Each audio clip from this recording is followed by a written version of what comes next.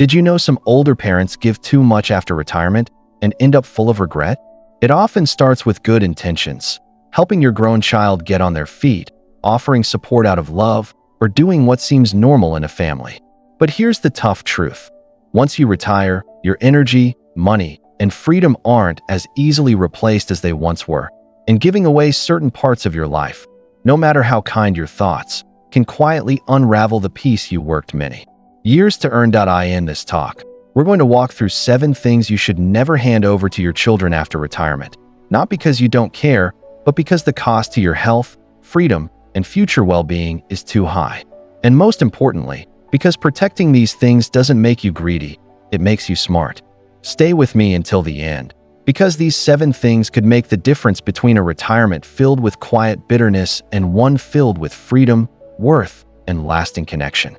If you've ever wondered where the line should be drawn between help and self-giving, this talk is for you. Now let's begin.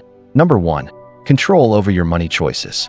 One of the most dangerous things you can quietly hand over after retirement is control over your money, and yet many older adults do it without seeing what they've given up, signing over power to help a child handle bills, take care of papers, or just manage things while you rest.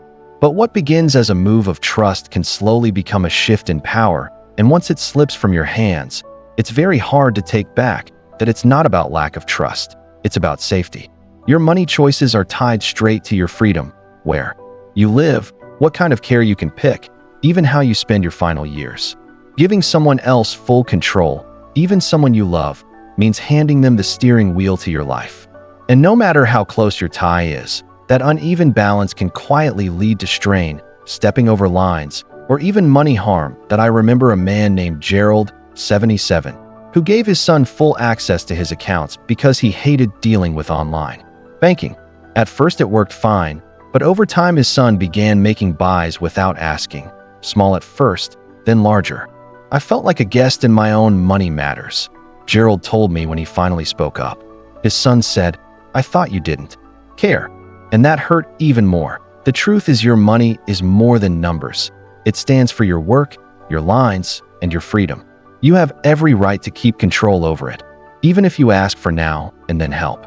And there's a big gap between someone helping you with a task and someone taking over your choice making. If you do need help, set clear limits, use shared accounts rarely, keep notes, make sure you understand what's going on and why. And if something feels wrong, speak up.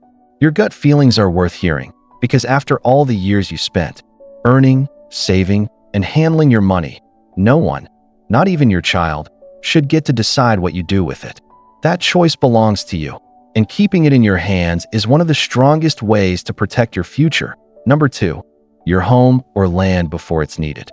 Giving your child your house or any land you own before it's truly needed may seem like a kind move, but it's one of the most risky choices an older adult can make. You may think they'll get it anyway someday, or it'll make things easier now, but what often happens is that you quietly give up the very thing that keeps you safe, steady, and in control of your life. Your home isn't just a building, it's your safe spot. It's the place where you decide who comes in, when you rest, how you live, and when you go.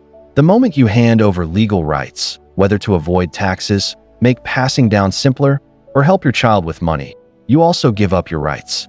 And based on the laws in your state, getting them back could be out of reach. I once spoke with a woman named Dorothy, 81, who moved her home to her son's name after retiring. At the time, he had talked her into it, saying it would keep the house safe from future health costs. But 2 years later, he got a split, and her house became part of a legal fight she couldn't stop. It didn't even feel like mine anymore. She said, "I just wanted peace, and I lost my peace trying to do the right thing." Even when ties are loving and strong, facts change. Children lose jobs, get splits, or fall into debt. And if your home is in their name, their troubles become yours, because your shelter, your worth, and your power to choose may no longer be safe. This isn't about lack of trust. It's about looking ahead. Keep your name on the paper. Talk to a law helper who knows elder rights. Look into living trusts or deals that offer shared planning without giving up rights. But never feel pushed to move your home just because someone else says it's time. You spent your life building that roof over your head, and keeping it under your name doesn't make you thankless or greedy. It makes you in charge of your safety, your future, and the freedom you've earned. If you're still watching this talk and finding these thoughts helpful, please comment number 2 below to let me know you're here. And if you haven't signed up yet, I suggest you sign up and turn on the bell so you don't miss any talks. Your backing helps us keep making good content to inform and lift you up. Now let's move on. Number 3, endless access to your time and strength. After retirement, your time becomes one of your most dear goods, and yet many older parents find themselves giving it away without bounds, offering rides, running tasks, watching kids, or always being on call for their grown children. What starts as love and help slowly turns into duty, and before long your days no longer feel like your own. That there's nothing wrong with helping. The problem is when that help becomes looked for rather than thanked for, when your free time becomes taken for granted, when your rest and pace are often broken because saying no feels like letting down. That's when the balance shifts and hard feelings quietly move in. I remember a woman named 𝐎𝐥𝐝𝐲 𝐖𝐬𝐝 who loved her daughter dearly and wanted to help with the grandkids. But as the months passed, she was picking them up from school 4 days a week, missing her book group, skipping her own doctor visits, and falling asleep before dinner out of pure tired feeling. "I retired to enjoy my life," she said, "not to live the same timing I had at 40. Your strength after 70 is different. It needs guarding. You deserve rest, room, and time to do the things that feed you without guilt.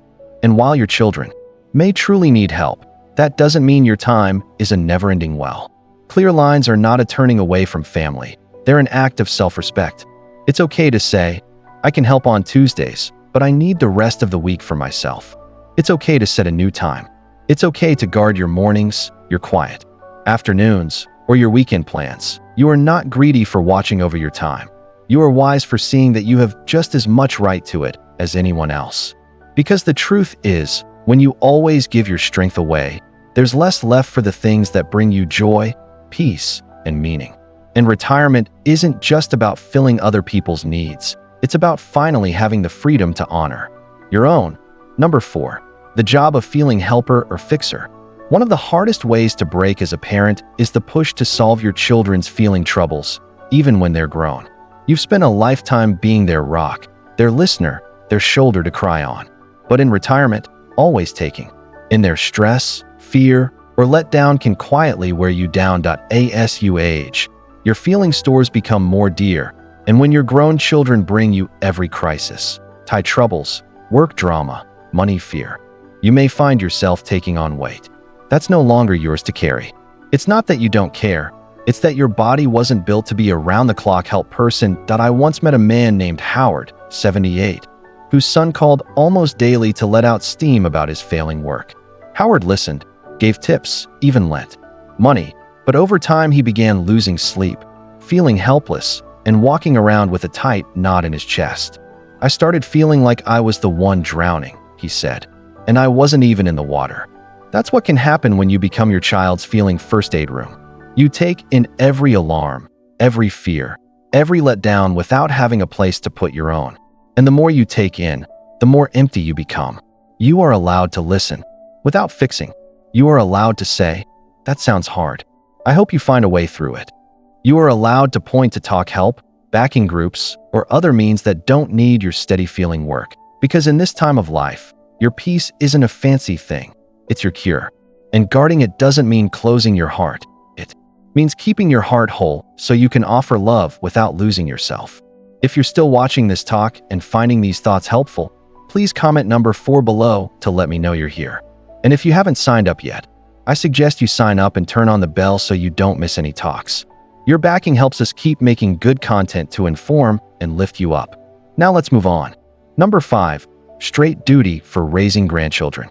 Many older adults step into the job of looking after their grandchildren with love and goodwill, but taking on full or near full duty for raising them, mainly in your retirement years, can quickly become more than your body, mind, or money was meant to hold. What often begins as just helping out becomes an unspoken hope, and suddenly your retirement is no longer your own. Caring for young children is hard on the body. It touches your sleep, your food, your stress points, and your power to keep doctor visits or tend to your own needs. And in your heart, it can feel like being pulled back into a life stage you already lived once. when what you need now is rest, steadiness, and time to think back and enjoy that. I remember a woman named Linda, 73, who agreed to watch her small grandson just for the summer.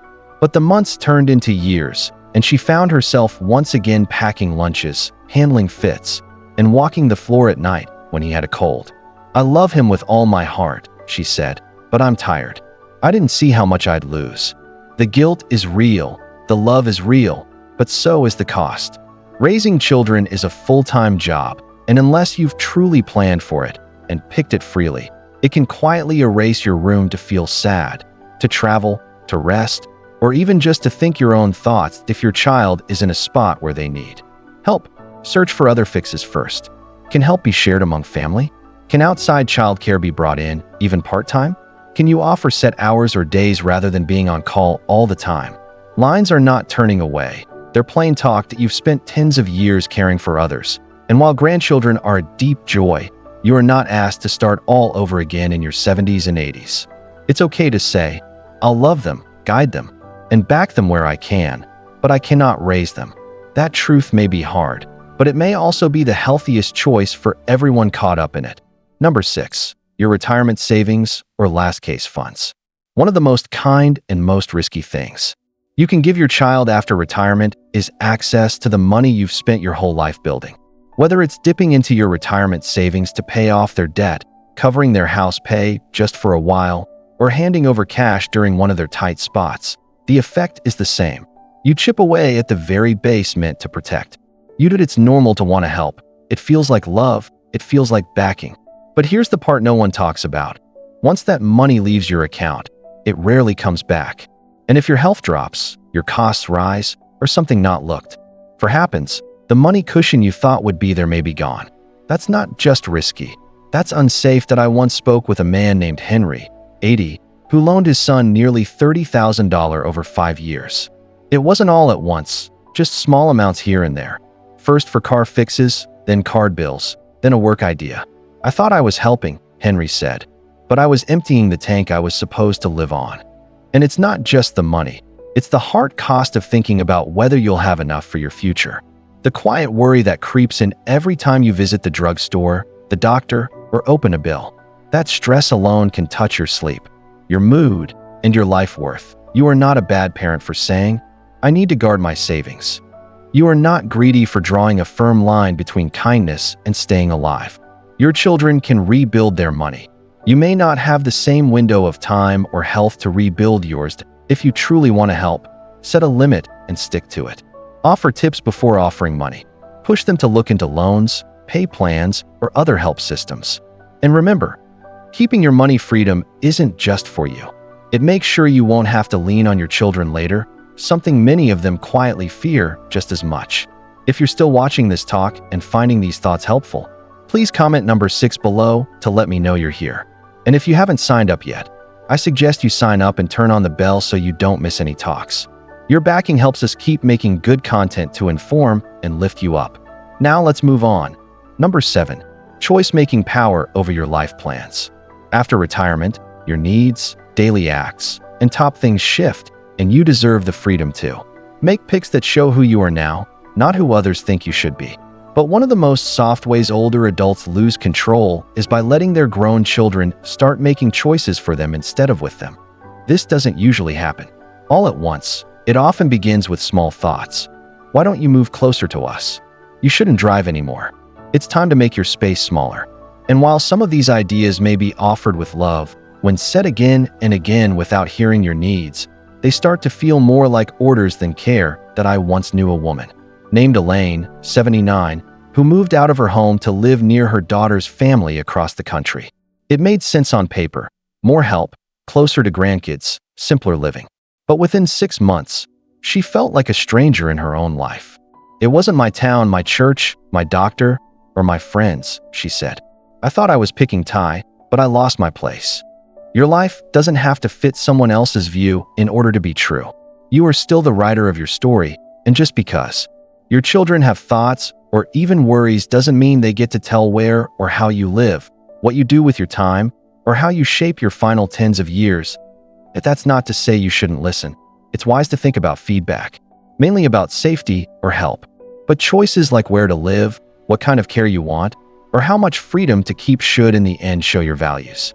Retirement is not the end of your power. It's a time to claim it back, to be deep in thought about your future while standing firmly in the now. Because once you let someone else steer your ship, it becomes harder and harder to turn it back around. Guard your right to decide. Speak plainly. Write things down. Ask questions. And don't be scared to say, "I hear your worry, but I know what's right for me." That single line can keep not just your self-rule, but your worth. Final thoughts. Retirement is a holy chapter, hard-earned, deeply one's own, and meant to be lived on your own terms. But too often in the name of love or being true, older adults give away the very things that guard their peace. Their money, their time, their homes, their lines, and the cost of that kindness isn't just about money. It's about heart, mind, and deeply one's own. If today's talk brought anything into clear view, let it be this. You are allowed to love your children without giving up yourself. You are allowed to set lines without guilt. And you are truly allowed to guard what you've built, not out of fear, but out of wisdom. The 7 things we talked about aren't about cutting off help. They're about offering help in ways that don't wear away your base. They're about picking a kind of retirement where your needs aren't pushed to the bottom of the list, where your voice still matters, and where your final tens of years are led not by duty, but by clearness, bravery, and care. Take a moment now to think. Which of these 7 spots feels most close to your life right now? Which one did you see you've already been giving away? And which one do you feel ready to guard? Thank you for joining us today. We'd love to hear from you. Leave a note below and share one thing you learned today and how you plan to use it in your life. Your thoughts are key to us, so don't hold back from sharing them. Reading your notes gives us great push and cheer. If you liked this talk and found it helpful, please like, sign up, and share. Your backing helps us keep making good content to inform and lift you up. Thanks for watching, and we look forward to seeing you in the next talk.